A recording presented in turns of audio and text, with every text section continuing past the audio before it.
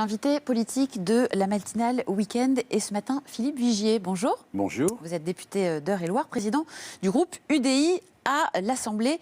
Les centristes, on va en parler. La grosse affaire de la semaine en politique, c'est la démission d'Emmanuel Macron. Et alors, qu'est-ce qui a pris à Jean-Christophe Lagarde, le président de votre parti, de tendre la main à Emmanuel Macron en disant « Nous avons vocation à discuter ensemble ».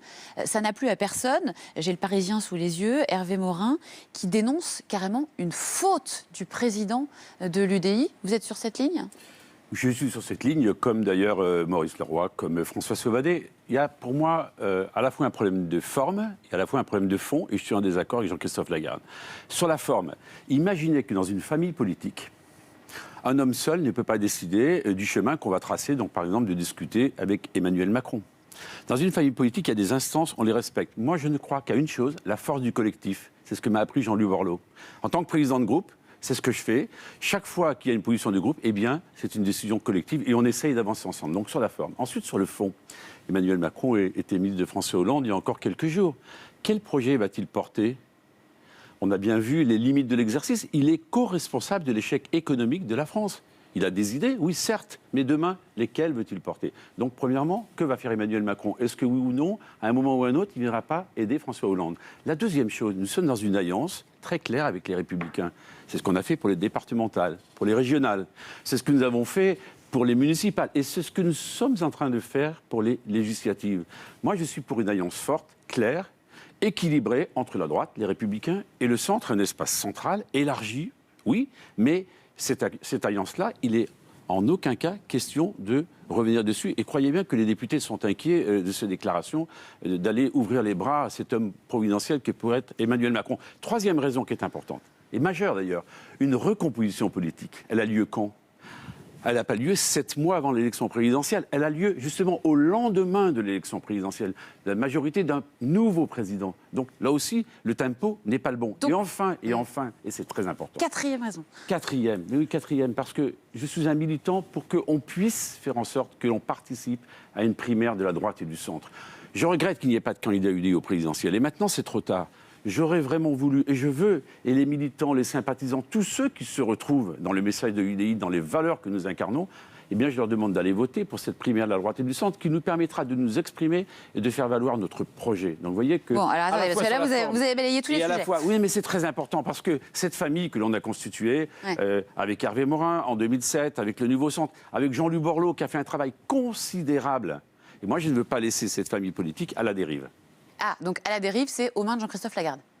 Aux mains de c'est qui de... Dites-le, qu'on comprenne, parce que c'est quand même un peu compliqué. Non, mais je dis clairement, je suis en désaccord avec Jean-Christophe Lagarde. Est-ce qu'il peut continuer à être le président de votre parti alors qu'il est désavoué par tout le monde aujourd'hui ? Il a été légitimement élu l'année dernière. Ouais. Là, il a pris une décision que je conteste, que je condamne et qui fragilise notre famille politique. Je demande une réunion des instances. D'ailleurs, j'ai réuni les parlementaires du groupe mardi pour qu'on parle de façon libre. C'est trop important. La France va mal. Parler de façon libre, ça veut dire lui demander de quitter son poste ? Mais pas du tout, tout de suite. Non ? Tout de suite.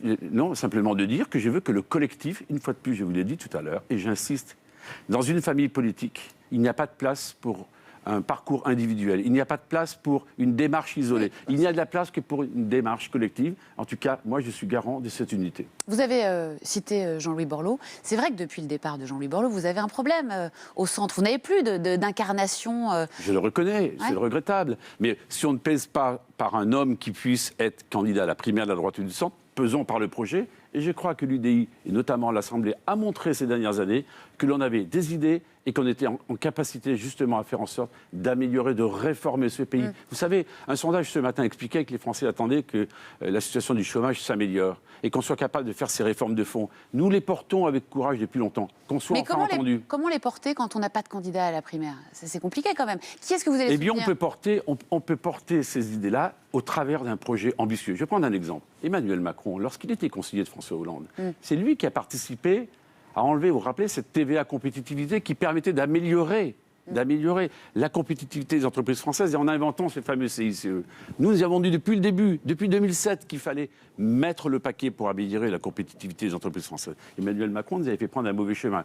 Donc, si un jour il veut nous retrouver dans un espace central, puissant, au lendemain d'une élection présidentielle avec une recomposition politique, Je l'ai toujours dit, je l'ai dit il y a 1 an, je le dis il y a 6 mois, je le redis aujourd'hui. Mais pas de place, je dis pas de place pour une dislocation de l'UDI. Vous savez, c'était difficile le parcours des centristes de ne pas être intégré dans les Républicains. C'est toujours difficile. Toujours difficile, mais c'est une famille dans laquelle il y a des hommes et des femmes qui ont des idées, des valeurs, des convictions. Bon, vous allez voter pour qui à la primaire? Moi, je le dirai le moment venu, pas Pourquoi encore. toujours le moment venu? Et C'est quoi madame, le moment je suis venu? président d'un groupe pour le moment. Le but, c'est quoi? C'est dans 2 mois, il faut savoir. Eh bien, ne vous inquiétez pas, vous m'inviterez, je vous le dirai. Mais en fonction de... Vous avez déjà décidé? Non, je n'ai pas décidé parce que j'attends de savoir exactement d'abord qui sera Vous sur les connaissez, les candidats? Vous les connaissez, vous, tous ceux qui seront en capacité d'être Oui. candidats demain? Ah bon? Vous avez la liste? Ah ben, vous avez beaucoup de chance. Il y en a qui courent encore après les parrainages. Bon, vous savez bien entre qui ça va Ne se vous jouer. inquiétez pas, je suis quelqu'un qui dit les choses très directement. Je viendrai vous le dire parce que je vois que vous m'avez déjà invité à revenir vous voir. Est-ce qu'il y a un candidat qui peut être rédhibitoire? Non, parce que de toute façon, tous les candidats républicains savent que sans le centre, ils ne gagneront pas. Sans le centre, l'élection présidentielle sera perdue. Voilà. Vous croyez que Nicolas Sarkozy, il le sait, ça? Nicolas Sarkozy, pardonnez-moi, aux élections régionales, n'a-t-il pas proposé à Hervé Morin, à François Sauvadet et à moi-même d'être tête de liste régionale? Donc il sait très bien que sans le centre, on ne gagnera pas. Alain Juppé le sait parfaitement. François Fillon également, Bruno Le Maire et d'autres le savent également. L'unité de la famille centriste, aujourd'hui, elle est menacée? Elle l'est, mais je suis persuadé qu'on va retrouver les voies et les moyens pour se parler. Comment? Ah bah, écoutez, vous Comment voyez, on fait? Comment faire? Ouais. Mardi, je propose aux députés de se retrouver. Et moi, je ferai tout. Et j'ai tout fait. On ne peut pas me dire que je suis dans une écurie plutôt qu'une autre. Pas du tout. Je ferai tout justement pour maintenir cette unité. Cet héritage reçu de Jean-Luc Borloo, eh bien, j'ai promis le premier jour où j'ai été élu président de groupe de faire en sorte de le maintenir. Je mettrai toute mon énergie pour rassembler tout le monde. On dit qu'il serait tenté de revenir, ou en tout cas de faire entendre sa Ça, voix, c'est les Jean-Louis Borloo. journalistes qui, souvent... Mais disent oui, cela. je vous demande confirmation, vous êtes là pour ça. Jean-Luc Borloo, il faut respecter son parcours. Il a eu un magnifique parcours ministériel. Ah, il ne doit pas revenir, donc. Mais c'est pas, il ne doit pas... Il faut toujours lire entre les lignes avec vous. Avec moi, c'est très simple. Je vous l'ai dit tout à l'heure, j'aurais tellement souhaité qu'il soit candidat au présidentiel. Son choix est différent. Il faut le respecter, tout simplement. Si jamais il décide de revenir, mais je ne le pense pas. Voilà, vous voyez, il est sur une mission extraordinaire pour l'Afrique. Cette mission-là, elle est passionnante. Je pense qu'il a plutôt envie de faire des choses à l'échelle européenne, voire mondiale. Eh bien, écoutez, laissons-lui accomplir le chemin qui est le sien.